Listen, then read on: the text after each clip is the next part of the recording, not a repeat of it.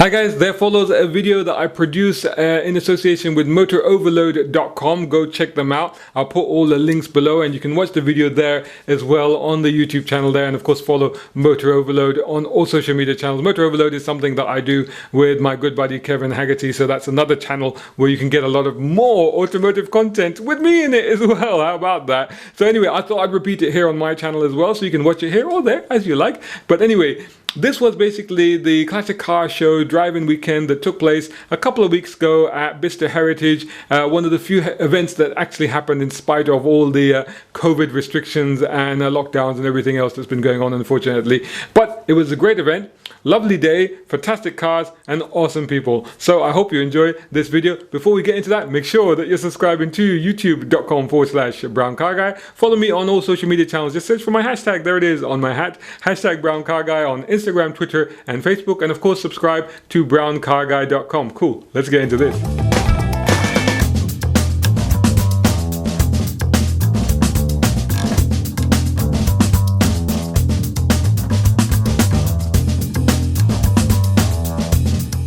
Hey folks, forgive my excitement, but this is the first time Shazad and I have been out together since lockdown, and we're here today in Bicester for a special classic car show. So what's this all about, Shazad? Well, we're socially distanced We we are still in a COVID-aware situation, but we are here at the Classic Car Driving Weekend at the Bicester Heritage Centre. It's my first time here, so I'm really excited about it. The weather's fantastic, isn't it? The weather is absolutely great, and it's like the heavens have come out to us and said this is the time for classic cars. So we've just got a beautiful mecca of wonderful cars to see today. There's proper high-octane metal here, and I'm in search of some muscle cars. You go for muscle cars, I'll go for thoroughbreds. See you later.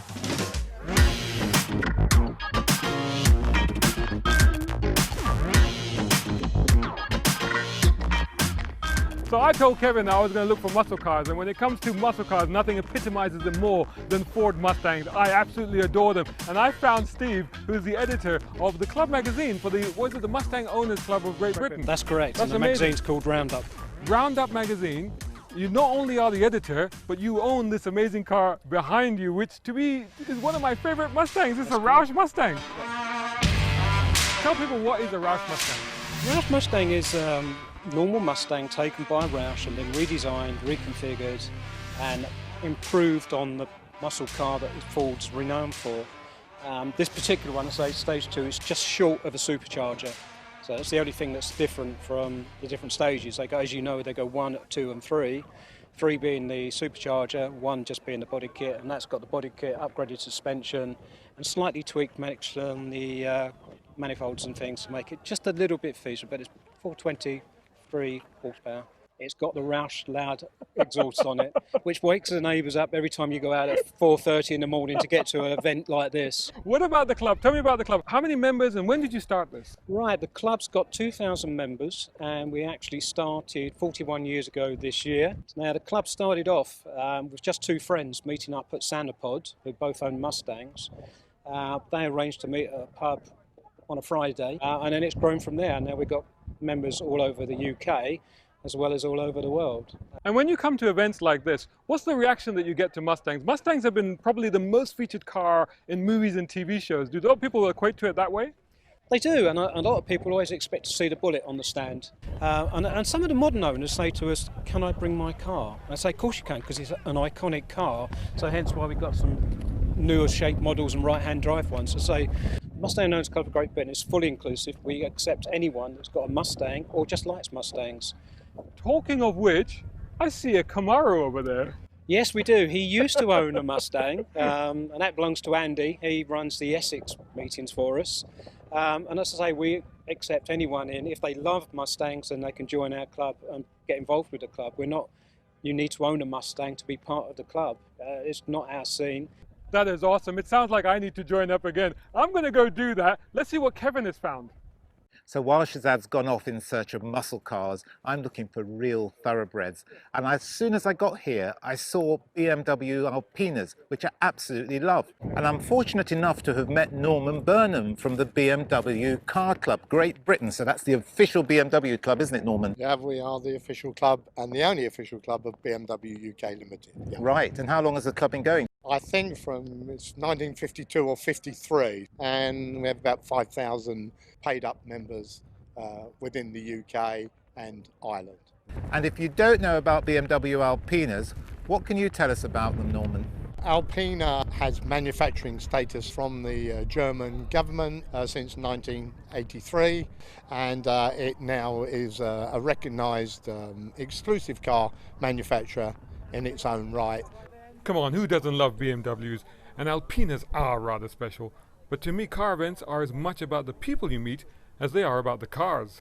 This is a great show. I'm finding a lot of interesting people here, and in fact, I have found the man. This is Andy Entwistle, who is the CEO of the British Motor Show. So the Motor Show, for obvious reasons, couldn't go ahead this year. This was supposed to be its relaunch, its inaugural event.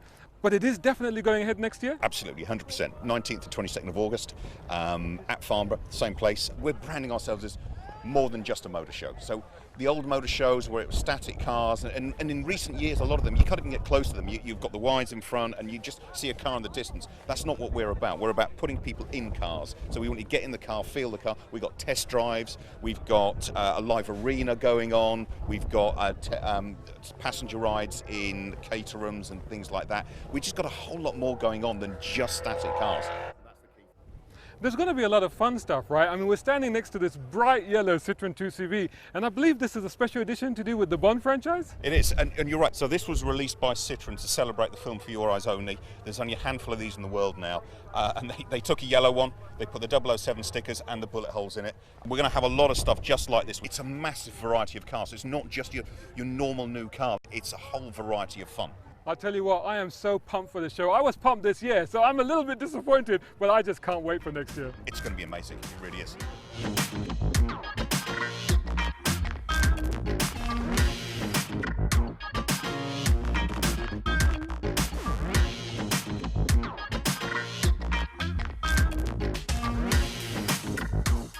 Now I'm with Peter Geek, who is chairman of the Gay Classic Car Group. Can you tell us a little bit about it? So the club was set up in 1998, 1,200 members currently, and it grew very rapidly in the last 10 years.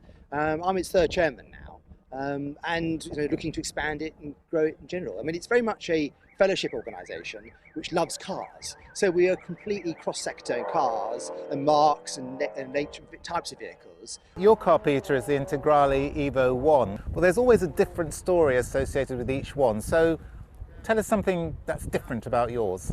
It's a 92 car, and I bought it in 96, and I used it for my run around for about 10 years, and then I had it completely restored. I mean, I've done a lot of internal strengthening to the chassis, so it sits the power down more effectively. So I've done quite a lot of things to make it that bit sweeter to drive. Yes, and you've got some beautiful cars here, so let's hope you all enjoy the day, and thank you very much for talking to us. Pleasure.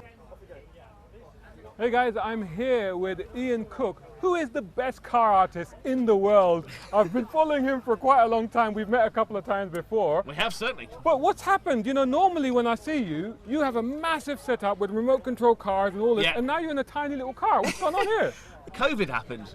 And the idea is it's mobile, that I can close the doors, everything is either attached to it, is contained within the car, and I can literally drive away from an event.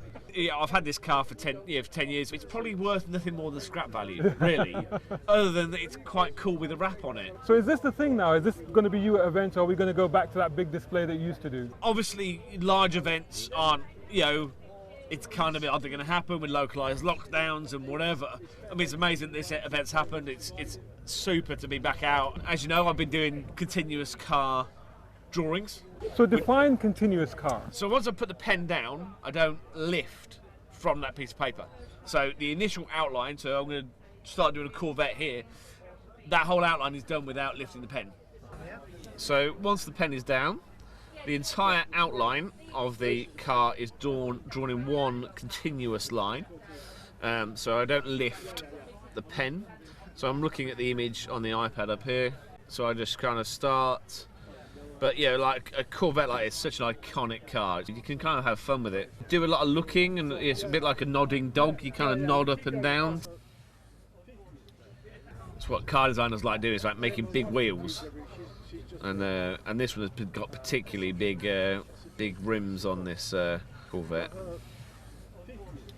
I think this is awesome. Chevrolet will be so proud of what you've done with this car. You've given it a whole new lease of life, and I'm really looking forward to seeing this at more events. Ian, Thanks so much for talking to us. Thank you. And if you want to see more of Ian's work, check him out at popbangcolor.com. Norman's got a beautiful Alpina B7. It's one of the nicest I've ever seen. Please tell us something about this car, Norman. This model is an E65 Alpina B7. It's a 4.4 V8 supercharged vehicle. It's totally in original condition as supplied by Sytner. There were 11 of them made for E65s for the UK, of which we believe 7 remain. The 7 Series Alpina is actually a lot more powerful than the standard car. It's exceptionally more powerful, but it combines that comfort and luxury to give maximum handling speed. Now it looks like it's showroom fresh, but do you use it? Absolutely, I use it. So it's done just over 50,000 miles when I've got it. I've driven 70,000 miles in the car. I've been over Europe and many other places and to many, many shows like this. Isn't it actually great to hear from somebody who's actually got a beautiful classic like this and really uses it? Norman, it's actually been fantastic speaking to you and hearing about your exciting car. Thank you so much. No, thank you for your time.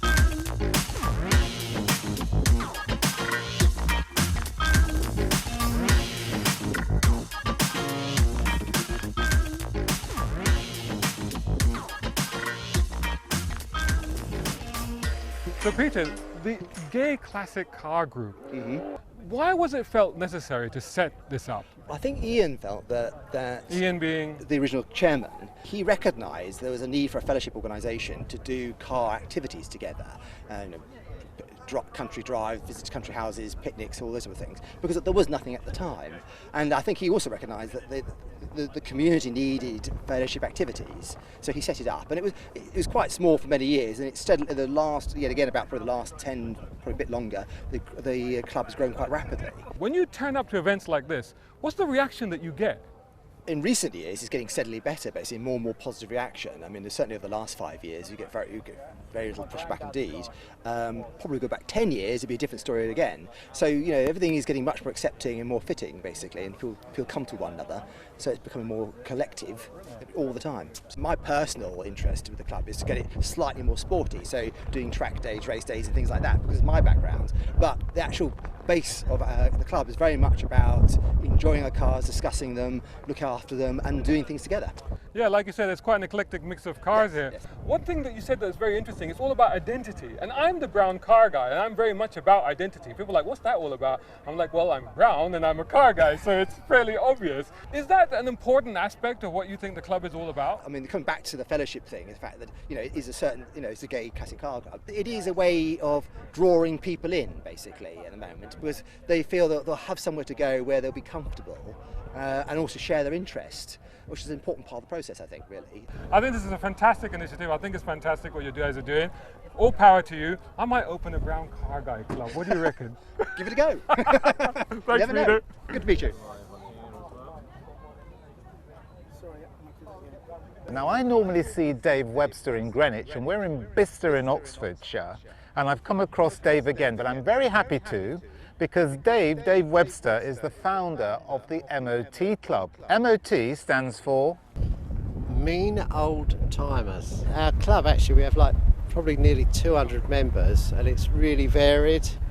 It could be from a Morris Minor to a sort of 1920s Alfa Romeo. It doesn't matter if it's rusty, Concours, whatever. So we're very welcoming to anyone, and that's where I met you. It's a community-based event. It is, but we love old cars as well. We love old cars. You need to tell me about this beautiful Ford Zephyr we've got here. Well, this is 1959. Yeah. Ford Zephyr Mark II. As you can see from the sticker, it's built in Switzerland. I've driven it to Antibes in the south of France, via the Swiss Alps, never missed a beat, used a bit of oil. So, I don't know, I've had it about 7 years. Original colour? Yeah, original full colour. I don't know what it's called, but it's kind of an orangey red. Right, right. Goes really well. We've driven up this morning from South London, through London to Oxford. And that's the thing about classic cars. Quite a few people I've seen here, I see them all over the country. Wherever we go, we're all sort of friends, comrades, and we have a great time. So I can honestly say I'm the only young member of the mean old timers. Who doesn't love a Triumph Stag? You know, they're like muscle cars. They have powerful engines. Ooh, this one's a little bit different. Why is it plugged in? Well, I've got Steve here from Electrogenic that can tell me what is different about this Triumph Stag. What is different about this Triumph Stag is it's 100% electric. Oh my God, isn't that sacrilege? No. And what it means is that it starts first time, it gets you to where you want to go. It's smooth, silent, beautiful. You can appreciate the joys of the British countryside, and when you get home, plug it in, and in the morning you're ready to go again. And what sort of range would you get after you plugged it in overnight? Well, it depends how many batteries you put in, but this one's about 180, 200 miles. That's pretty good. I noticed also it's got a manual gearbox. I thought electric cars couldn't do that. Electric cars don't do that for if it's a production vehicle for a number of reasons, but we do because it's more fun. And when you say we, Electrogenic, who are you and what do you do exactly? So Electrogenic, what we're all about is making clean, green, beautiful, classic machines for the 21st century. So we convert classic cars into all electric. That's what we do. Okay, so final pitch to our audience. Why should they convert their car, classic car, to electric? It's clean, it's green, you can drive into and out of London next year. It's economical, it's fun, and if you specify it right, it's a lot faster. Thanks very much, Steve. Thank you. Right, so I knew that I would find something really special. Shazad's been looking at muscle cars, but I wanted a real thoroughbred, and I think I've found the Plum Car. It's at the Square Wheels Car Club, and I am with Secretary Doug Squires, and he's hiding the most beautiful and valuable car at the show today, I am sure. Doug, tell us about this car. It's a 1960 short wheelbase 250 GT. Right. And it's one of only 12. It's right, well, I say only 12 with right-hand drive, and the car is quite unique. So we're very privileged to have it here today. It's given a hard life. Yes. It looks good, and it is. So it's not just used as a show car? No, not at all. It's campaigned very hard. Right. John Goodwin, the owner, he's a member of the Ferrari Owners Club. He knows how to use it. It's driven at a pace.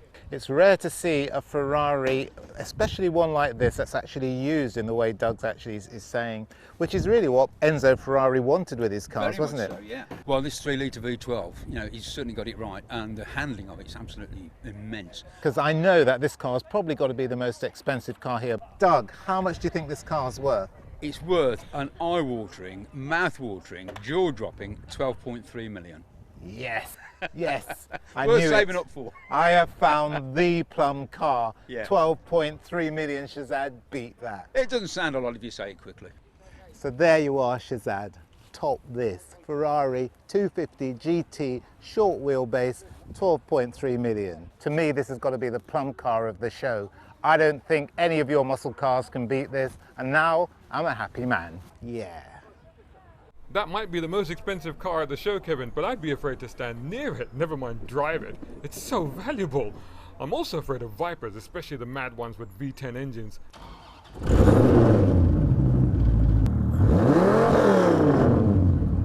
But I love them, really, as I told Mark Kidman, the UK president of the Dodge Viper Owners Association.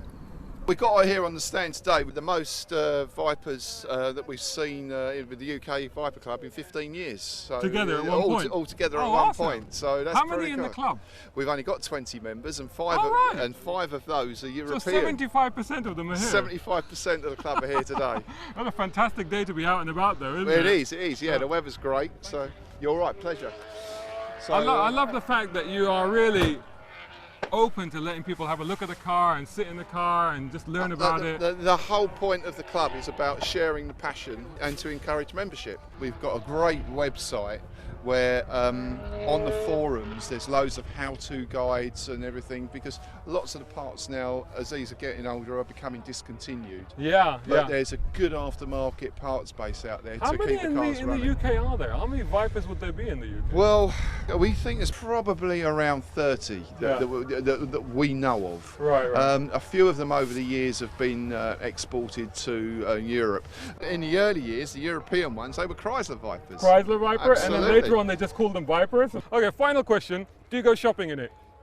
No, but I've done the occasional school run. Awesome! You are officially the coolest dad in the school by far. Yeah, thank you very much. Thanks so much for talking to us, Mark. That's all right. That's Absolute awesome. pleasure. Absolute pleasure. Hey, hey. What do you think? What an awesome show. There's It was something, good. it's fantastic. There's something here for everybody. I said I was going to go search for muscle cars and I found them. Vipers, Mustangs, you name it. Brilliant. In this September weather, would you believe? Now, we were looking for different things because you went for the muscle cars, I went for the thoroughbreds, but I found some great cars. And I could have spent the whole morning and the afternoon on that side while you were on this side. So there's something for everybody. Shall we come next year? Oh, definitely. I'll tell you what, this is the first one of these events. I'm sure that they'll be back next year, and I'm already booking my slot because I'm definitely coming back to this. With stuff like this to see, why wouldn't you? Yeah, exactly. The only thing is we walk away in separate directions because he's going to do the muscle cars, and again, I'm going to do the thoroughbreds. There's time left in the day. I'm all right with that. I'll Take see you care. here next year. See you again.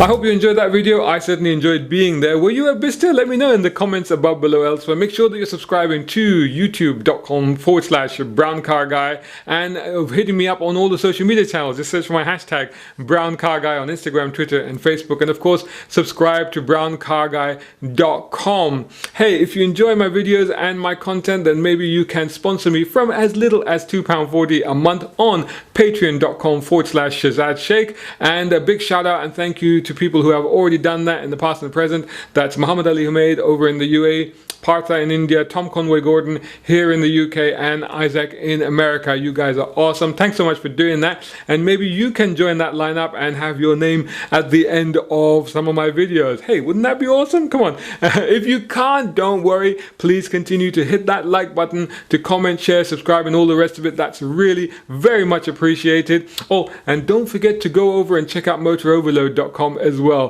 Thanks so much for watching. I'll catch you all in the next video.